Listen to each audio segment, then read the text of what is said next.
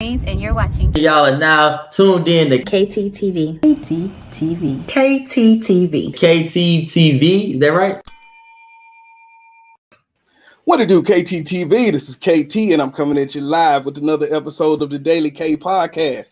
And on today's episode, I don't even know how to explain this. Do you say legend? Do you say superwoman? I would just say CEO of Just X Iris and founder of Glory Foods, Dr. Iris Cooper. How you doing today, Dr. Cooper? I am blessed and highly favored, and I'm delighted to be with you tonight. Well, I want to say thank you for taking some time out of the super busy schedule to kind of talk to the audience about all the good stuff you got on, and plus just to give us some value, because we always need it. Absolutely. Whatever you'd like to know, let's talk about it. Hey, so before we get things started, I always like to check in and just do a wellness check because it has been crazy out here. So how have you been doing since the pandemic and staying safe? I didn't do well during the pandemic. Mm-hmm. I'm an empath, and I receive my energy from being around other people. Mm. And it was just my son and I, my two little furry children with me. And so teaching and training, which involves other people, gives me energy. And I had to do all that virtually. Mm. Couldn't see my friends, couldn't go to church. And so I struggled with that lifestyle. Yeah.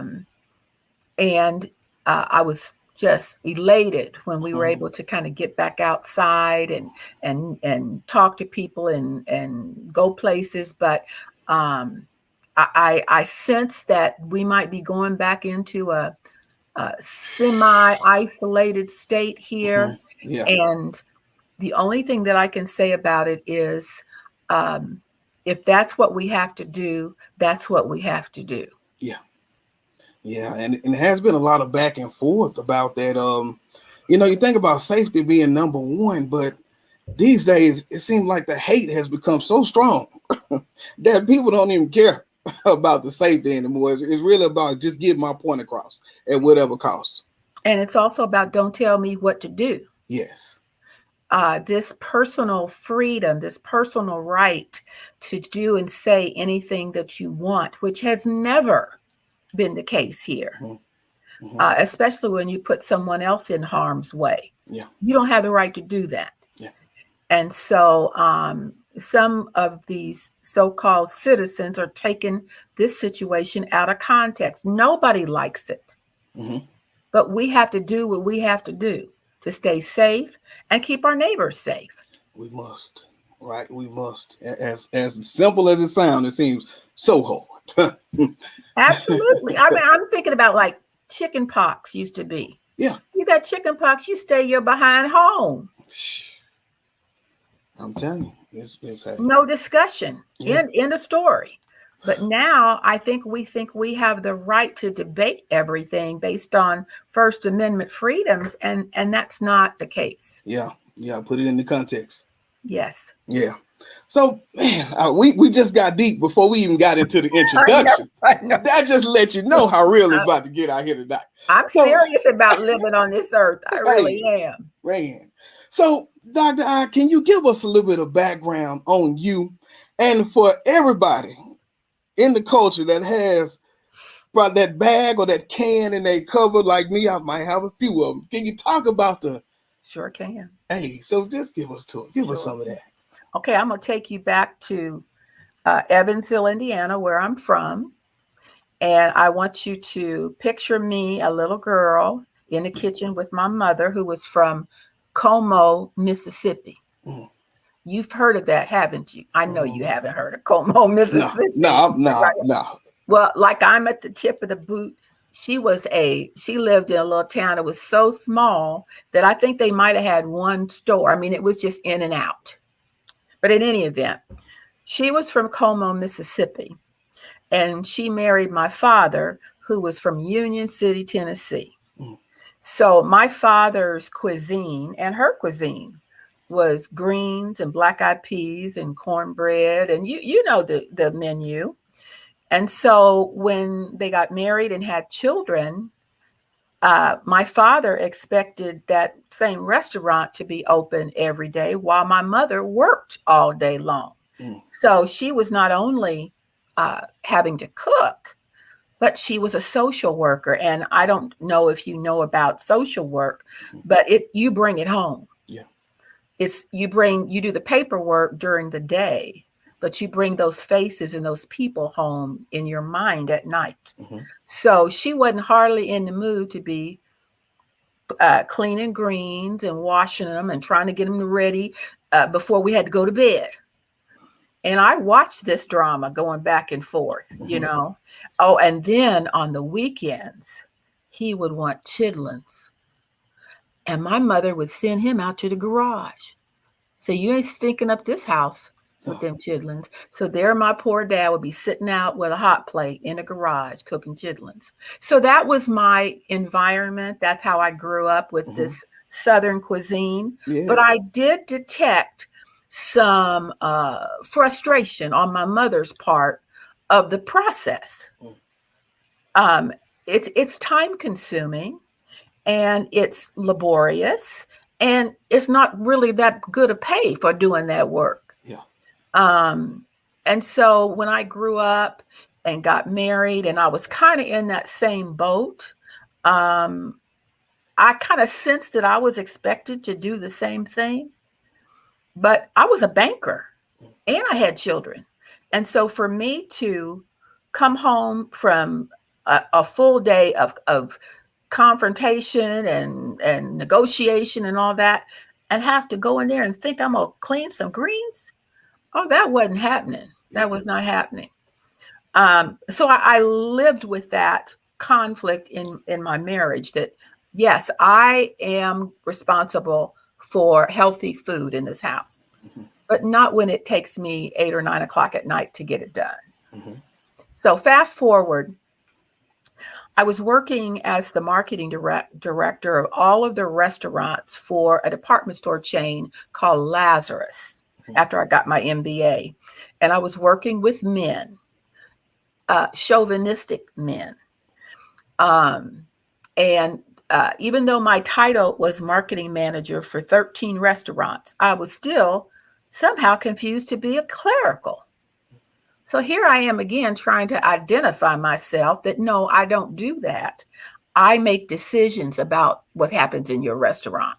Yeah. So we had this kind of love-hate relationship. But after Federated took over Lazarus, Federated department stores, Macy's and Bloomingdale's and all that took over the store, they eliminated all of these special restaurants that I had created. And so I went into banking after that. Fast forward 5 years after I returned from a banking career in California and come back to Ohio, those same men who gave me grief in the restaurants came back to me at the bank and said, Iris, we need some help with marketing soul food in a can to Black people. And I said, well, how do you plan to do that? Because soul food is a process-driven product. You don't just wake up in the morning and come up with a can that tastes like anything. You've got to understand how to season it and cook it and all of that. And I said, I don't know how to do that. And they said, well, let's just put greens in a can and let the customer figure it out. I said, that's not going to work either. That's only going to tick them off. Yeah. If you say these are Southern greens and they open them up and they're bland and generic. I said, I don't want to be a part of this operation until you figure out how to season the greens and then cook them so that women like me can come home, pull that can opener out, have that can, just that little jig around, put them in a saucepan. Or at the time, microwaves were just coming out, which was like a holiday for me. I love microwaves. So I said, either one of the two, I'll do either one, but don't bring me any guesswork. So we agreed that we had a concept. No one else had done it. And so they went away and they went to Ohio State University's Food Technology Center.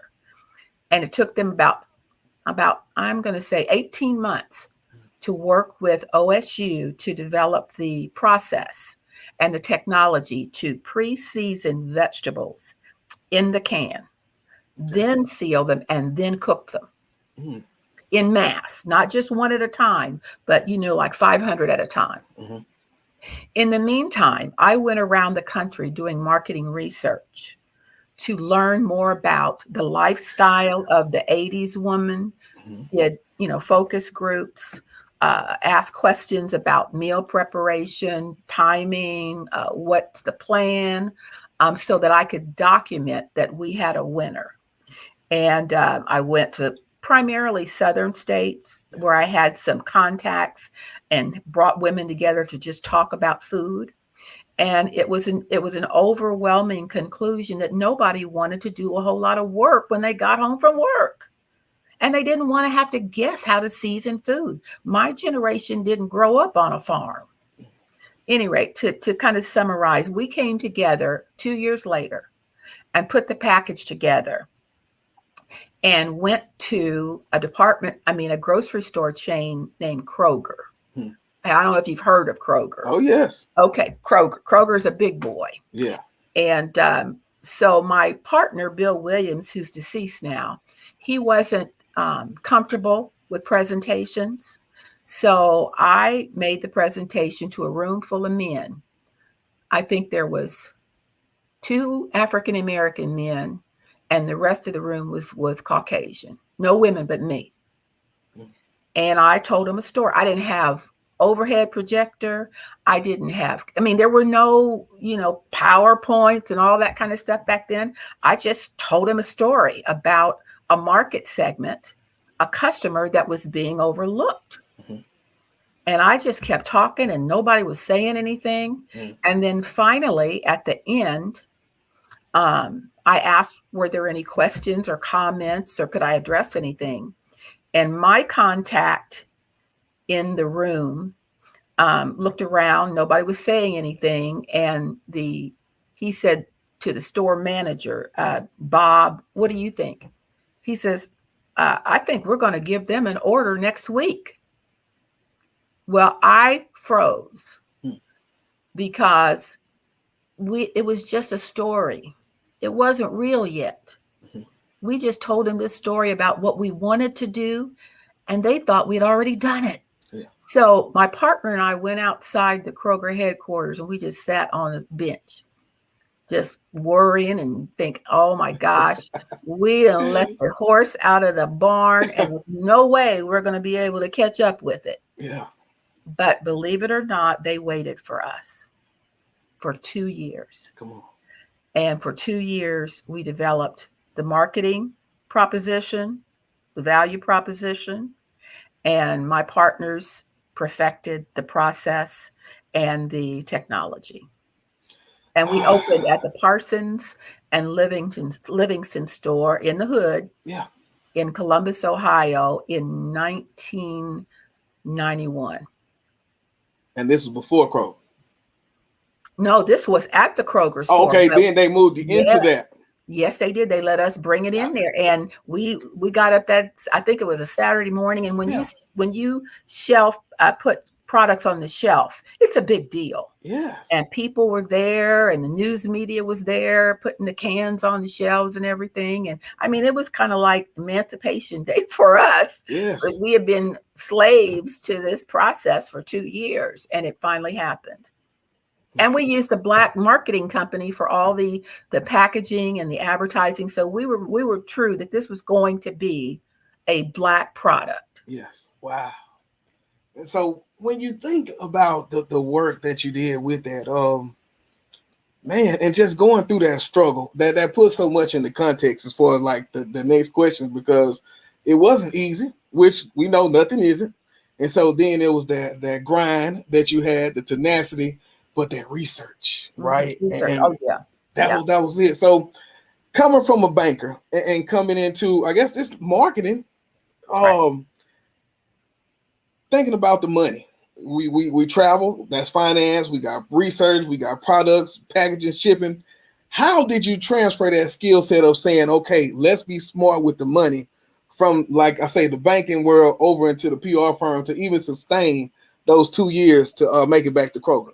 Well, there were 4 partners, Mhm. and everybody put in an equal amount of money. I think we put in $5,000.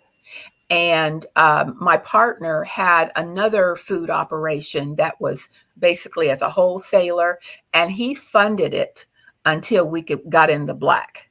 Mhm. And then we developed a banking relationship. But yes, because I had the banking background, I kind of knew what had to happen before they could have a banking relationship. And startup businesses are risky anyway, especially food businesses. But because ours was so unique and no one had done it before, and one of the investors was the technology director at Ohio State's Food Technology Center. That makes a big difference. Yes. Yeah. But it's all about relationships, right? It's all about relationships. Come on, Doc. And Charles Lazarus, the guy that took me, that brought me to Columbus to work in the department store, I was the only Black female in the class, first row, middle seat. And he flew me over there to run those restaurants because he was my professor in marketing distribution. Yeah. And he took a chance on me back in the 80s to bring me over there, 23, and put me in charge of restaurants marketing. And so before then, had you been really on your own as far as starting your own businesses? No, but my parents were part-time entrepreneurs. Okay. My parents did not believe in putting all your eggs in one basket. Mm-hmm. They had day jobs, but they had part-time businesses on the side. And I preach that today. Don't put all your eggs in one basket. Yes, you can be focused, but you can also have something on the side in case a pandemic happens to just stop by and visit you. Yes. And so my mother was a social worker, but she was the first African-American Avon lady in Evansville, Indiana. And my father was Mead Johnson Company's chauffeur. He drove a limo for the founder of Mead Johnson Laboratories. But he had rental property and he also served parties in a catering business. So they never believed that you should have all your risk tied up in one activity. Yeah, that's it.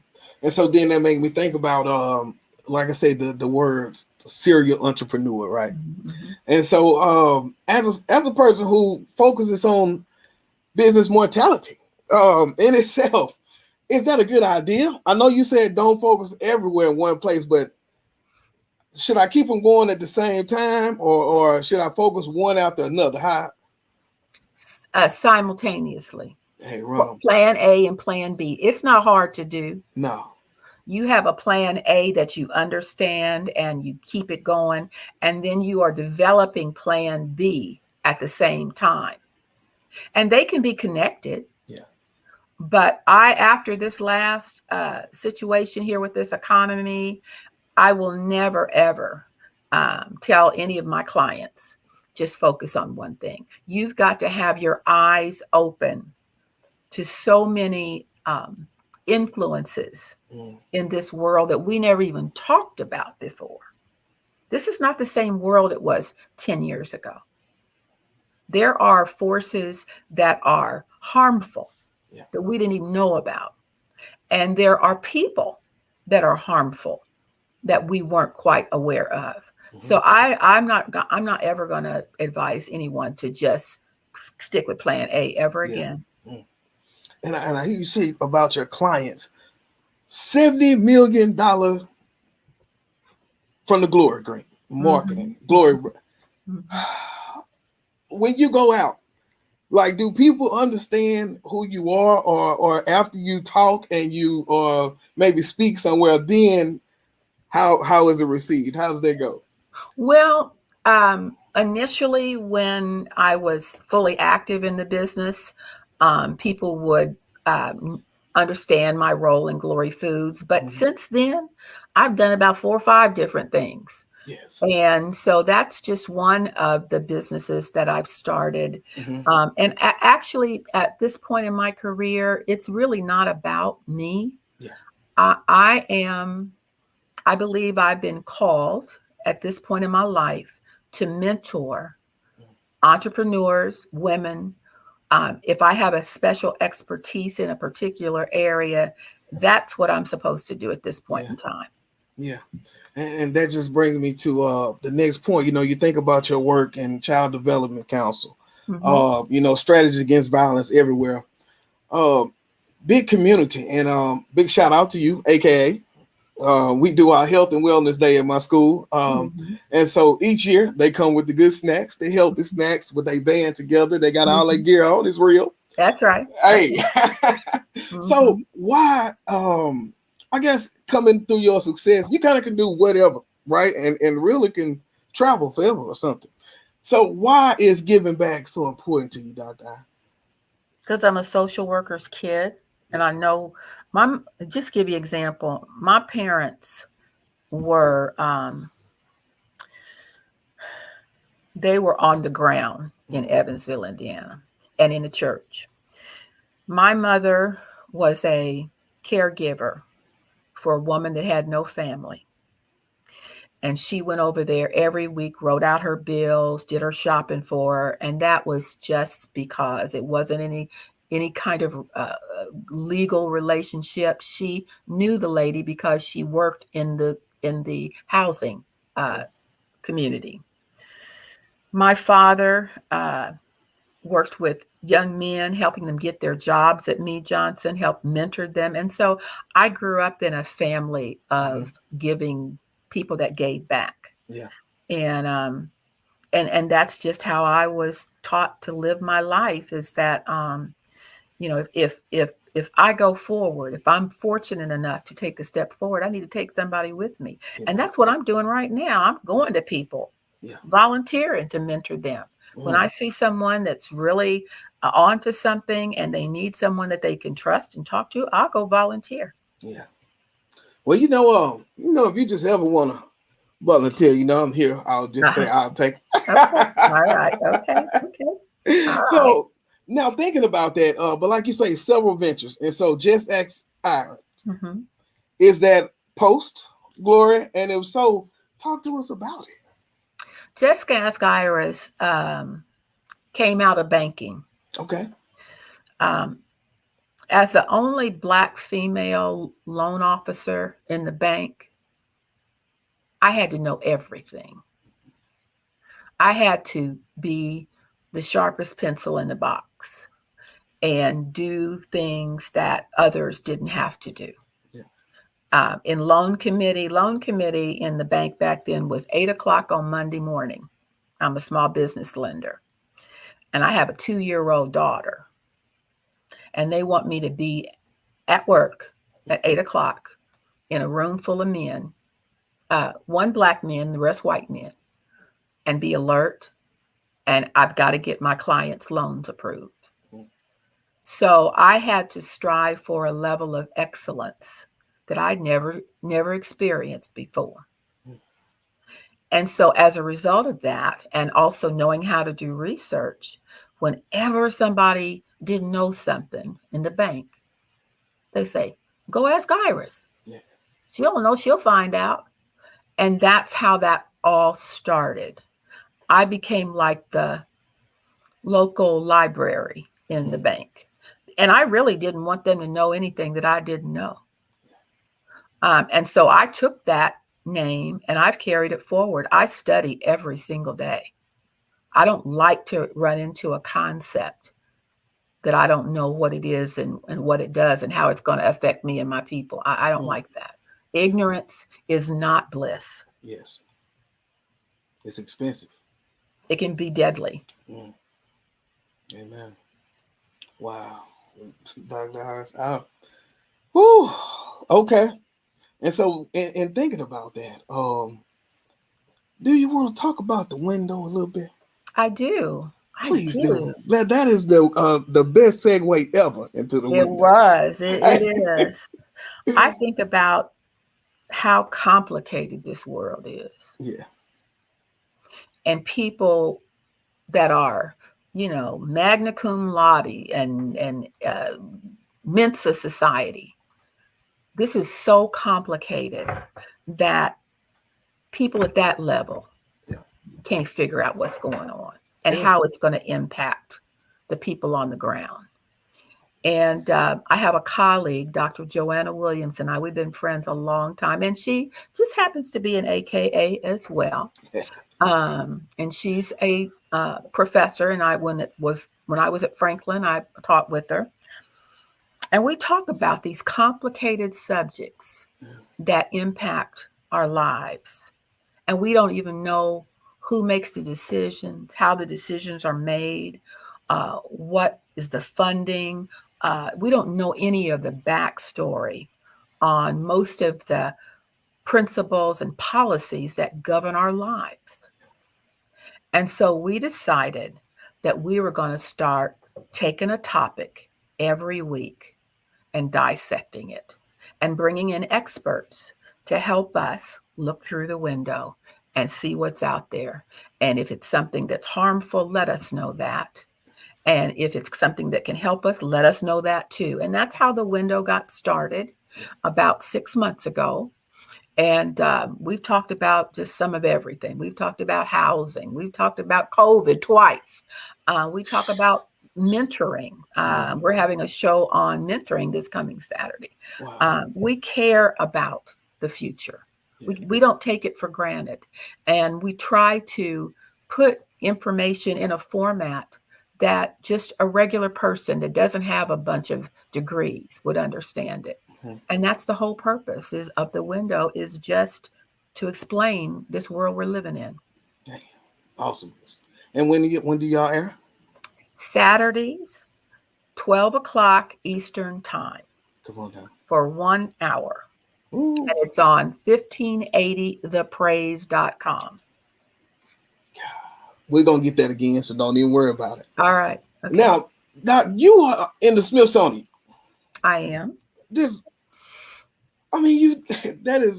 You say it so modest. I get like, I am. I love that too. I was shocked too. I'm like, what? So before you knew that these contributions would even be celebrated during those times, first talk to me about that, but then talk to me about the journey from having something celebrated like your work that you've been doing to those times when you said, man, this is not for me. I think I want to get out of this. Glory Foods was what they call a market disruptor, because no one had ever thought about pre-seasoning vegetables and then cooking them before I demanded it. I said, don't give me some generic greens or black-eyed peas and send me home to kind of guess what I'm supposed to be doing. You ask 10 women how they cook greens, you'll get 10 different answers. Yeah. Everybody's got their own little twist or variation. And we wanted a taste that, generally speaking, you could take to a church dinner and everybody would say, oh, these are good. I mean, they can't be perfect in that format, but we wanted a flavoring that had the flavor of smoked ham hocks, even though there was no meat in the greens. We wanted fresh onion taste, no fresh onions. We had to just taste, I don't know how many different variations before we could agree that this is the one we're going to go with. Yeah. And we came with variation. We had mustard, we had kale, we had collard, and we had mixed. So we tried to give Black people what they wanted. Mm-hmm.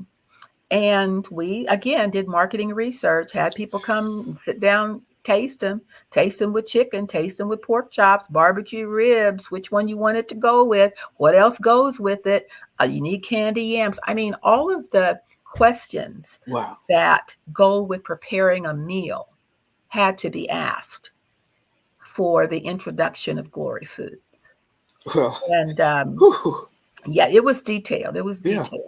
So once we got the technology worked out and we got the branding worked out, then I, began going over the country and talking and introducing it to women, Black women, about cooking. And I was just amazed at how many were just sick and tired of spending all day Saturday or all day Wednesday before Thanksgiving cooking. They should be able to enjoy their lives too. But in any event, it was a process. It took several months, but it was well worth it. And that's how it got into the Smithsonian, because that technology came from a Black company. And the idea came from a small Black company called Glory Foods. Had never been done before. And that's why it's in the Smithsonian. Man, that is such a feat.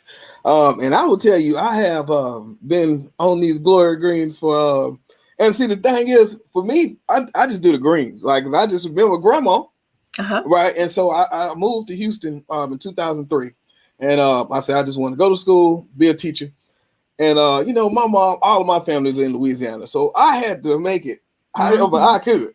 And so, just thinking about the Glory Greens was pillars from the yams to the everything. So thank you for getting me through some undergrad days.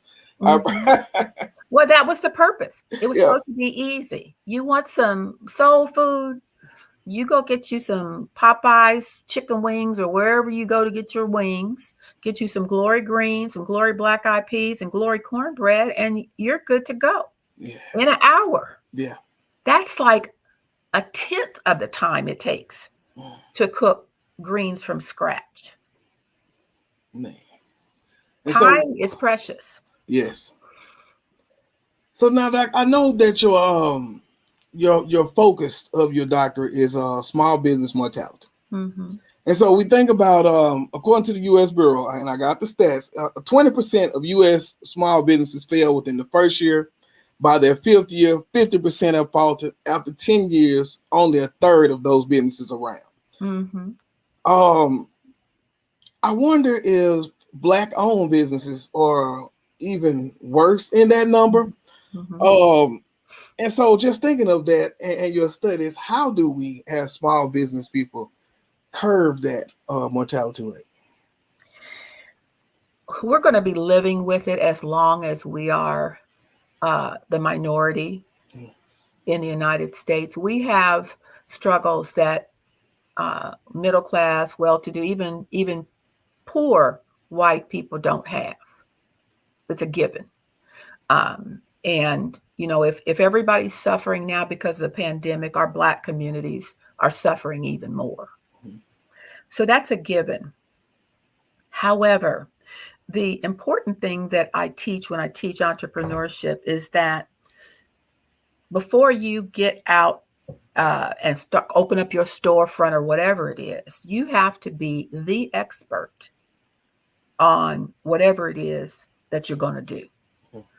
If somebody comes up to you after you've opened up your store or you're doing your service and says, well, tell me, what are the ingredients in this product, blah, blah, blah, blah, blah, and what temperature are they cooked at? And you don't have the answer, you weren't ready to go into that business. You have to ask and answer all of the primary and important questions about your business. That's the first thing that I would say, is that do your homework, do your research. And if you don't want to do it, have someone else do it. It needs to be neutral, because, we all want to hear what we want to hear and see what we want to see, but it needs to be neutral information, because if you rely on information that has your little flavor on it, it may not work out for you when it hits the grocery stores. So all of the information that we gathered about Glory Foods came from people that I had no relationship with. They were Black women. They were the target customer. That's a term that I will use in class, I don't know, over and over again. The target customer is the consumer that is most likely to buy that product or service. And you need to know them like you know your best friend.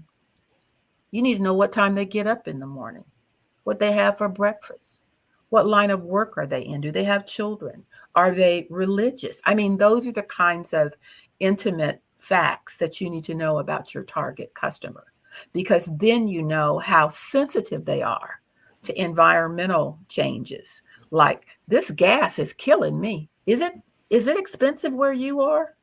Yeah, we pushing I do the premium, so I'm about $350, $360. Well, it's up almost to 389 here. Mm, And I drive a lot. yeah. That hurts me. It hurts my feelings and it Mhm. hurts my pocketbook.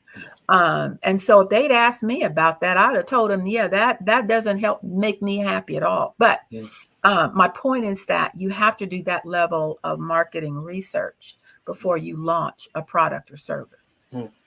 because it can come back to bite you if you're not the expert on the target customer. Now, fortunately, you'll get the target customers if you cater to them, and you'll get a spillover of other kinds of people that like parts of your offering. That's the benefit of focusing on one profile. You're going to pick up someone else that is partially in that market segment. That's the first thing I would say. The second thing I would say is don't be distracted. Starting a business is hard, and everything in the world is going to get in your way while you trying to start a business, because you put it out there and your family is going to want you to do stuff, and it's just going to be a competition for your time and your thoughts. Um, Thirdly, look at your competition. You got to have that competitive edge, and always keep it by, how do you do it? The marketing research, finding out what's going on internally in your company as well as externally. Can you imagine, like today, trying to start Glory Foods with this pandemic Yeah. and grocery store pricing high? Oh, it would have been next to impossible. We would have needed a whole lot more money. Yeah. And then finally, uh, stay close to your community. Keep that information flowing so that you're not separate from the community. Your firm is a part of the community. You have an active role in the success of the people that buy your products. Yeah. So, Doctor, tell us how to find that coaching. I'm pretty sure we might get a few people to call right now. Oh, okay. Okay. Well, I'll give you my email address. I can't help everybody. You know that. But I'll tell you, the window is 1580thepraise.com on Saturdays at noon. Okay. And my website is www.justaskdri.com. Mm, And my email address is iris@justaskiris.com. that's it. That's it. So, Yeah. Doctor, what's next for you? And then what do you say for people? Well, just tell me first before we get into that last question. What's next for you, Doctor? Mentoring. Hmm. I had a voice that I believe was from God that told me, and it came during this pandemic, that I blessed you with experiences in many different industries. You've met lots of people. You've experimented, you've explored, and other people can benefit from what you've learned about the world and business and government and running, nonprofits, all that. So that's what my purpose is for as long as I'm here on this earth. And if there's any way that I can take a negative and turn it into a positive, that's what I'm trying to do too. I just want to say thank you. Well, thank you for having me on here. I'm glad I was able to share this story. Man, this was very powerful. Just thinking about the things you've been through, the experiences, and just hearing you talk, from a good place. And man, I'm just so enamored. Well, isn't that the word? Is that the right word? I think it is. I don't think it's enamored. I think that I don't want you to feel that way. I Okay. want you to believe that I'm legitimate. Hey, I do. Yeah, I'm legitimate. I'm gonna ride out this storm. Yeah. And try to make the best of it for myself and others. Yeah, that's it. All right. Well, I just want to say thank you again for taking some time, and I look forward to sharing this because, man, this is going to motivate somebody. It has to, and that's what it's about. So thank you again, Doctor. Well, I appreciate you, and I wish you well. God bless you. All right, y'all. This is KT for KT TV signing out. 100. This is Darnell with Broadcast Houston. This is Dr. Tamara Beckford. Hey, this is Candace. This is London Underwood. This is Kirsten Bass with Inner City Greens, and you're watching Y'all are now tuned in to KTTV. KTTV.